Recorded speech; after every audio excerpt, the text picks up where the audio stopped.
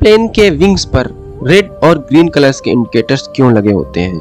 दोस्तों, एरोप्लेन कोई बाइक या कार तो है नहीं कि उसे रोड पर चलना है, तो फिर इन इंडिकेटर्स की आवश्यकता क्या है? दरअसल एरोप्लेन के विंग्स पर चलता रेड इंडिकेटर लेफ्ट विंग में लगा होता है, जबकि ग्रीन इंडिकेटर राइट विंग में लगा होता है। आसमान में अगर दोनों इंडिकेटर्स तेजी से आगे बढ़ते हुए चले आ रहे हैं, तो दूसरे प्लेन के पायलट्स को पता चलता है कि कोई एरोप्लेन उसके करीब आ रही है। अगर यही लाइट्स दूर जाती हुई दिखाई देती हैं, तो इसका मतलब है कि वह एरोप्लेन दूर जा रही है।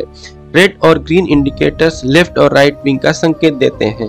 इससे पता चलता है कि जहाज किस ओर से आ रही है या किस तरफ घूम रही है ना कमाल की जानकारी।